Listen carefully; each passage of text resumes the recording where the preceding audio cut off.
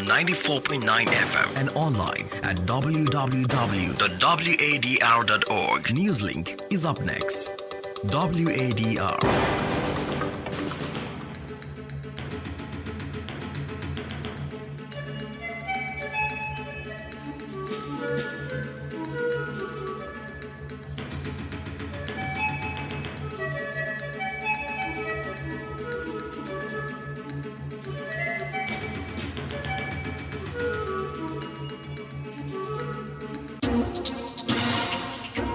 WADR, promoting dialogue. It's midday in Dakar and Accra, 1 p.m. in Abuja. Many thanks for staying tuned to West Africa Democracy Radio, broadcasting on 94.9 FM and online on wadr.org. This is NewsLink, and here are the top stories. Senegalese opposition rejoices over the district court ruling for the reinstatement of Ousmane Sonko's name on the electoral list. The judge said that everything that has been done is of no effect, and the judge has ordered the competent service of the Ministry of the Interior to register it on the list so that they can, like all Senegalese, to go and compete in the face of presidential elections. Liberian Electoral Commission's provisional results placed opposition leader Joseph Boakai ahead of incumbent George Weah. 33 polling places of 171 polling places, 19.33%. Candidates: Boyka Joseph N. of UP, 5,555 votes obtained. Ouagadougou and Moscow to sign a nuclear power plant installation deal to revive Burkina Faso's energy sector, and Ghana's President Nana Akufo-Addo calls on leaders of the global community to support Africa's fight against terrorism. Details of these and more coming up shortly. Here is Abdullahi Hassan with NewsLink. Many thanks for joining us, and a warm welcome to our listeners in Gambia, Ghana, and Liberia, where the collation of results from Tuesday's general elections is ongoing, and we have the update. But first, let's bring you the latest in Senegal, as the District Court of Ziguinchor in the south of the country has ordered the reinstatement of opposition politician Ousmane Sonko's name on the electoral list. After several hours of debate, the judge of the Court of Ziguinchor's Court of Appeals gave its verdict late last night. Saba C5 has ordered reintegration of Ousmane Sonko on the electoral list to the great satisfaction of the opposing lawyers. He is one of the opposition camp politicians' lawyer. The judge said that everything that has been done is of no effect, and the judge has ordered the competent service of the Ministry of the Interior to reintegrate it, to register it on the list, so that they can, like all Senegalese who claim to lead this country, to go and compete in the face of presidential elections. Now, according to a Senegalese law specialist, the Electoral Code gives the possibility to the administrative authority to contest the judge's decision in front of the Supreme Court in a 10-day delay. The state's lawyers in this case also announced a follow-up procedure after alleging carelessness in the case. Abdul Jalik can represent the Senegalese government. This decision was made in scandalous conditions because it is a question of the refusal of this judge. So we were amid a legitimate suspicion, as it was found that this judge had a brother who was an assistant to the mayor of Tikison. This is a judge who was not in a situation of being impartial. Note that this decision to intervene comes 4 months before the next presidential election in the country due in February 2024. Sentenced to 2 years imprisonment for corrupting the youth, but now incarcerated for separate charges bordering on public disturbance and attempts to destabilize the national security, Sonko now has the chance of his name being reinstated on the electoral list per the ruling of the Ziguinchor court on Thursday. Away from Senegal, the National Elections Commission, NEC, in Monrovia continues to provide updates on the collation of results from Tuesday's presidential and legislative elections. The latest provisional toll released on Thursday puts the main opposition leader, Joseph Boakai, ahead of incumbent George Weah. The results were collected from 389 polling stations out of the total number of 5,860 polling centers across the country, constituting 6.58%. WADR's Darlington Popper reports. In the announcement of the report, Debe Etabran Lassana, the chairperson of the commission, revealed that Boaka secured 57,990 votes, whereas President Weah generated 49,410 votes. These results pertain to several counties including Mosrado, Bomi, Grand Bassa, Bon and Maigibi. In Bomi County, 33 polling places of 171 polling places, 19.33%. Candidates: Boyka Joseph N. of UP, 5,555 votes obtained, constituting 58.53%. George Mane Weah of CDC, votes obtained 3,152, constituting 33.21%. In a separate development, the opposition candidate of the Liberian People's Party, Stewansei Gonglo, has gracefully accepted defeat, acknowledging that the Liberian people have chosen to vote for either the current administration or the former ruling party. Our party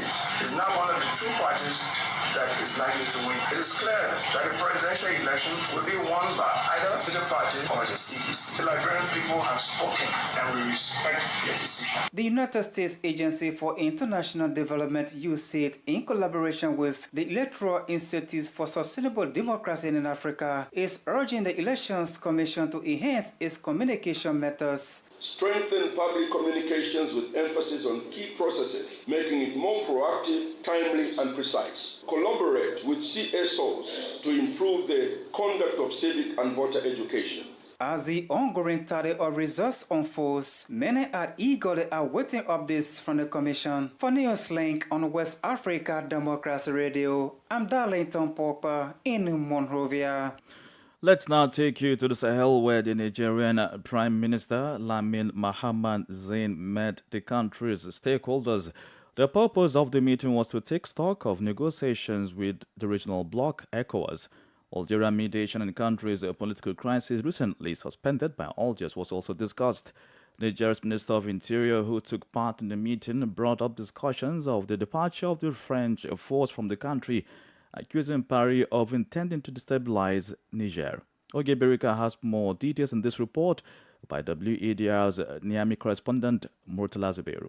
Speaking to a gathering of political, religious, traditional and civil society leaders, the Prime Minister made a strong accusation alleging that ECOWAS has obstructed negotiations to find a resolution to the political crisis. Nevertheless, Niamey has stated its commitment to ongoing negotiations with ECOWAS and is hopeful for the support of Algerian mediation, which was temporarily suspended by Algiers due to a misunderstanding. The Nigerian Prime Minister also provided assurance that discussions would be reinitiated with Nigeria as the leader of ECOWAS, with the aim of lifting the sanctions that were imposed almost 3 months ago. During the meeting, the Niger Minister of the Interior revisited the topic of the French military's departure from the country. General Mohamed Toumba accused Paris of harboring intentions to destabilize Niger. It should be noted that French soldiers are expected to conclude their presence in Niger by the end of 2023. Oge Berika reporting there. More stories coming up on West Africa Democracy Radio. NEWSLINK continues. We remain in the Sahel, where the Burkinabe transitional government says it will today, Friday, sign a monumental agreement with Russia on a mega project. The deal with Moscow will enable the establishment of a nuclear power plant in the Sahelian country by 2030. This is a statement by the Burkinabe Minister of Energy, Mines and Quarries, Simon Pierre Bosim, who is visiting Russia for a week-long talk on strengthening cooperation between the two. Francis Boniface completes the story. Simon Pierre Boussam's statement was reported by the state media AIB, citing Russian news agency TASS. The Burkinabe minister specified that Friday's deal will be signed between the Russian Federal Atomic Energy Agency and Ouagadougou for the construction of the nuclear power plant. The plant, which is a project inspired by interim President Captain Ibrahim Traoré, aims to resolve the problem of energy shortage and revive the country's local manufacturing sector. Government data reveals that Burkina Faso needs an estimated 500 megawatts of electricity generation, which could triple by 2030. According to AIB, a committee for the development of nuclear power plants in Burkina Faso and the former executive secretary for the Comprehensive Nuclear Test Ban Treaty Organization, Dr. Lassina Zerbo, met in Ouagadougou on Thursday to pave way for the successful implementation of the program. At the end of the discussions, the participants agreed to determine the prerequisites for the implementation of nuclear power plants, identify the technical, legal, and environmental constraints, and propose solutions. Recall Captain Ibrahim Traoré declared at the end of July at the Russia-African Summit the importance and urgency of having the plant to solve Burkina Faso's energy needs. Francis Boniface reporting there. Meanwhile, violence erupted in Burkina Faso as clashes occurred between the military and armed group in the vicinity of Yamba, located in the eastern region near Fada Ngruma. Currently, it is challenging to determine the exact number of casualties, as authorities have not yet provided any specific information regarding the confrontations. According to local sources, several regular army members lost their lives during these attacks. On Thursday, a group of heavily armed individuals attacked the base of a national police unit and the Volunteers for the Defense of the Homeland VDP, situated 30 kilometers from the eastern Fadangruma region. Security experts have attributed the numerous security personnel attacks in the Sahel to two categories. Morgan Asoba is there. Well, when it comes to my thought, it has to be based on a real fact on the ground. And currently, we are kind of observing two types of facts. You have facts that are related to the security challenges that are being faced in Burkina and the Sahel. And you have other facts that are related to the conspiracy theory. But when you look at the facts on the ground, you know that be it Mali or Burkina, some serious, let's say, steps have been taken by the national army in terms of fighting the terrorists. So state leaders are getting partners on board and getting equipment in order to really tackle efficiently the issue of armed groups. Most of these leaders have always said that there is, according to the conspiracy theory, some kind of relationship between some of the armed groups, some of the jihadists, and France. And we've witnessed what happened recently in Niger, when the leaders were voicing out strongly the need for France to leave. We just saw the intervention of a jihadist group that came out and renewed with the fighting process, claiming loudly that they are fighting against the leaders. Right. So with these examples that you have cited, are you also of the view that terrorist attacks now is due to economic gains, just like other experts like yourselves have projected earlier? Are you of the same view? There is an interesting development of the issue of armed groups and terrorism that have been developed by a certain Bernard Dadier, who is quite interesting, Bernard Badier, who is quite an interesting expert. And it's framed the terrorism into what we call the business of violences. Let's say drawing the attention on the fact that these armed groups actually have turned the issue of terrorism into a real business where there are gains, where there are incomes, where there is a huge economic and financial, let's say, apparatus involved. That was Morgan Asogba, a regional security expert. And just before the break, Ghana's President Nana Akufo-Addo has called on leaders of the global community to put into full effect the provisions of Chapters 7 and 8 of the UN Charter and provide proportionate support to Africa's fight against terrorism and violent extremism. Akufo-Addo disclosed at the United States Institute of Peace program on governance and peace, where he spoke on democracy and security in West Africa on Thursday. Ghana's head of state said despite the considerable economic difficulties confronting ECOWAS member states, gains have been made. He also mentioned the bloc's commitment to end terrorism in the sub-region. One of the greatest threats to our democracy has to be the proliferation and sophistication of terrorist networks in Africa. They should not only be a source of great concern to the continent of Africa, but they should also be of concern to the rest of the world. Even more concerning is the fact that these terrorist groups are evolving by the day as they scramble to control more territories and natural resources, especially in peripheral communities where the lack of effective state presence and control creates conditions for penetration and ultimately radicalization. Africa has become the center of attraction for terrorist groups which are multiplying in the region, following defeats suffered in other parts of the world. Nowhere is this more evident than in the Sahel. In addition to the numerous attacks orchestrated by these armed criminal gangs, their presence in the region fuels violence along communal and sectarian lines in countries such as we're witnessing Burkina Faso, Mali, and Niger. And in the insecurity engendered by the armed groups has resulted in rising levels of displacement of populations in many parts of the Sahel. The fight against terrorism has to be a global fight. We must pull all our resources together to confront a common enemy. The resources dedicated to counterterrorism have to match the resources available to the terrorist groups. President Nana Akufo-Addo of Ghana speaking there.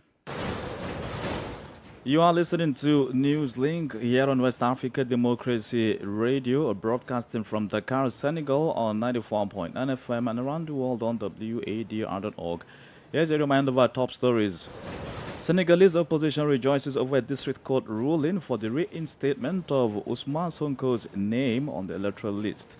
Liberian Electoral Commission's provisional results place opposition leader Bouakai ahead of incumbent George Weah. Ouagadougou and Moscow to sign a nuclear power plant installation deal to revive Burkina Faso's energy sector. We also told you that Ghana's President Akufo-Addo is calling on leaders of the global community to support Africa's fight against terrorism. Ahead in the news, the former Ivorian Minister of Foreign Affairs, Kandia Kamisoko Kamara, elected President of the Senate. We also have the guest interview, international news, and sports update. Please stay with us. West Africa Democracy Radio. It's you speaking. We're live on wadr.org and on YouTube, WADR News. Let's take this report from Côte d'Ivoire, which says the former Ivorian Minister of Foreign Affairs, Kandia Kamisoko Kamara, has been elected President of the Senate. Kandia's election on Thursday at the Senate inaugural session in the capital, Yamoussoukro, followed 91 out of 97 votes in her favor. 6 invalid votes were recorded during the process. San Donald Mendy reports that Kamisoko Kamara succeeded Genod Ahosu Kwadio, who lost a re-election bid in the senatorial elections on September 16, 2023. In her inaugural address, Kandia Kamara expressed her profound honor of becoming the first woman to preside over a House of Parliament in our country's history. She emphasized her commitment to being a unifying chamber president who respects the right and freedom of each parliamentary group. She sees her election as the head of our institution as a sacred responsibility. Kandia boasts a distinguished professional and political career. In 2003, she assumed the role of special advisor to the Prime Minister of the Government of National Reconciliation and Transition, a position she held until 2010. In 2011, she took on the responsibilities of Minister of National Education, Technical Education and Vocational Training, continuing in this role until April 6, 2021, when she was appointed as Minister of State overseeing Foreign Affairs, African Integration and Diaspora in the government led by the Prime Minister Patrick Ake. She is a member of the political bureau of the resembled RHDP party. She was confirmed as the mayor of the commune of Abobo after the municipal election in September 2023, a position she held since July 2021, taking over from the late Hamed Bakayoko. Since 2011, she has been a representative for this municipality in the capacity of a deputy. San Donald Mendified that report.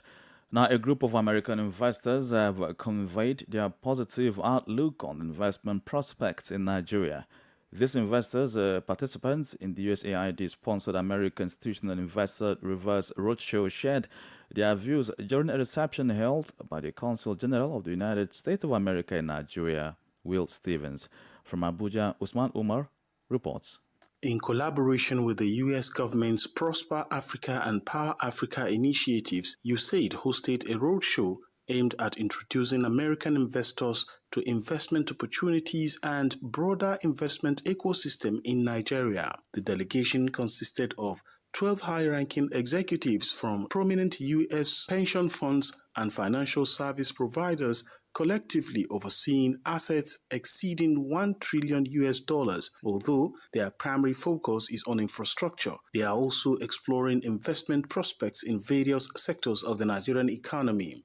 Will Stevens is the Consul General of the United States of America in Nigeria. This is Africa's largest economy. We're our number one trading partner on the continent, and we are one of the top foreign direct investors here in Nigeria. So we believe that U.S. investment in the continent will continue to grow. You'll continue to see U.S. investment, which is leading to growth and inclusive growth in this country and on the continent. During the event, a selection of potential American investors expressed their specific areas of interest. Coming here to Nigeria, seeing it for yourself, coming to Africa, meeting companies here, meeting investors here, other pension funds here. Once you come, you see the true story of what Africa is. You see the opportunity here. It's like a no-brainer for us to look at this. My job as fiduciary is to find the best returns possible. And if I am not looking at Africa, I'm not doing that. According to data from the Nigeria Bureau of Statistics, the trade of goods and services between the United States and Nigeria reached an estimated $10.6 billion US in 2022. This figure comprises $5.2 billion US in exports and $5.4 billion in imports. It's noteworthy that the US experienced a trade deficit with Nigeria amounting to $177 million United States in 2022. For NEWSLINK on West Africa Democracy Radio, Usman Umar reporting from Abuja. Politics, analysis on major news, social matters, and all. This is The Guest. Following the announcement of provisional electoral results by the National Election Commission chairperson, Deviator Brown-Lansana in Monrovia, there has been a euphoria of jubilation by members of the two major political unity party of Joseph Boakai and the Congress for Democratic Change of incumbent George Weah. Many political observers and democratic stakeholders are projecting the detrimental effect of the claimed victory by the two main political parties ahead of the EC's announcement of the final result, emphasizing the rising tension amid fear of post-electoral violence and how the National Election Commission is responding to the development. James Coyer, an election observer, has been speaking to WADR. It's something that civil society, including international observers and key institutions like the U.S. Embassy today, including the EU and EU observers, are calling for calm. They are condemned early announcement of political parties because when parties start to announce, it can instigate violence, and they have been condemned, and they are calling them not to do so, but everyone everyone should wait for the official results that will be announced by the National Elections Commission. So far, it's not just only the presidential race we are experiencing that, but also with legislative elections. Some candidates, declaring themselves winners, supporters jubilating, and this is something that could instigate violence. And just to also add, earlier today, the major opposition party, the Unity Party, had a press conference, and in that press conference, they stated that they have all the tally sheets from across the different voting areas, and they are sure that they have won the elections.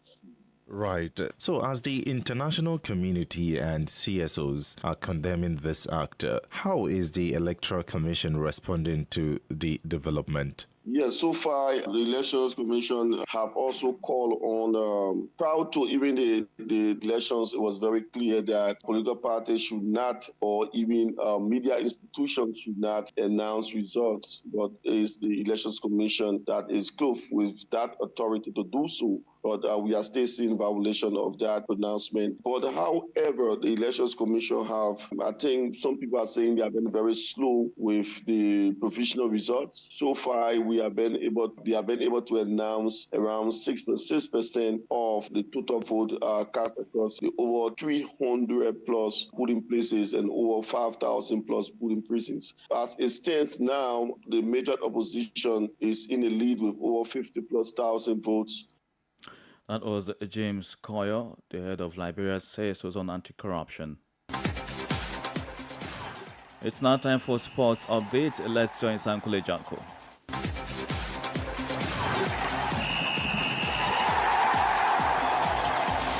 Hello out there, welcome and thank you for joining us. Host Cote d'Ivoire will play Nigeria at the group stage of the CAF Africa Cup of Nations Cote d'Ivoire 2023, while reigning champions Senegal will entertain Cameroon. This comes after the official draw for AFCON 2023 was conducted in Abidjan on Thursday evening. The draw was conducted by former superstars Didier Drogba and Mikel Obi alongside Sadio Mane and Ashraf Hakimi at a captivating ceremony. Host Cote d'Ivoire were paired with the regional rivals Nigeria, Equatorial Guinea and Guinea-Bissau in Group A. Meanwhile, reigning African champions Senegal will begin the defense of their title in Group C alongside Cameroon, Guinea and their close neighbors Gambia. Record 7-time champions Egypt will face Ghana in Group B in a repeat of the 2010 final, which the Pharaohs won late on. Cape Verde and Mozambique complete the group.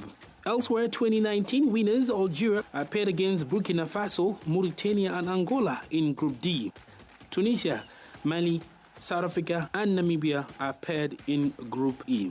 The top-ranked African team and 2022 FIFA World Cup semi-finalist Morocco is the clear favorite in Group F with DR Congo, Zambia and Tanzania. Shortly after the draw, Senegalese superstar Sadio Mane gives his reaction on the draw. A difficult group. First of all, I'm half of Gambian, half of Guinean. So Cameroon also is really, really tough. So what can I say? Really, really complicated group. But like I said, it's football. We're going to try to do our best like we did like all the time and try to go through in the first round, which we know it will be really, really tough, but let's keep trying. Meanwhile, former Super Eagles Mikel Obi says Nigeria will always be favorites. We're a tough group, but of course, when we come to these tournaments, we're always there. We're always the favorites. There's a lot of, tough teams here, but Nigeria is always... We are Nigeria, aren't we? So matches will be played at 6 venues across the country, including newly constructed stadiums in Abidjan, Korhogo, and San Pedro from 19 January to 11 February 2024. And that's it for sports. It's back to you. And with that, we've come to the end of this edition of NewsLink from West Africa Democracy Radio, broadcasting from Dakar, Senegal. Thank you for listening, and many thanks to Krista Mukidi and Mustafa Sek for the technical support. Do interact with us via social media platforms, X, formerly Twitter, Instagram at WADR News, on Facebook, West Africa Democracy Radio, English service, and stream live on WADR.org. I'm Abdullahi Hassan. Good afternoon. And many thanks to you for listening to NewsLink via Hot 104.3 FM, Newmi FM 94.0, and Veritas Radio 102.9 in Banjul, the Gambia. We also appreciate our listeners in Liberia via Alternative Youth Radio 98.9 FM, Lofa County. For you listening via Radio Pad 95.1 Damango, Savannah region, and on Royals FM 104.7 Wenchi, Ghana, we say a big thank you. Remember, West Africa Democracy Radio is all about you, your views, and your opinions.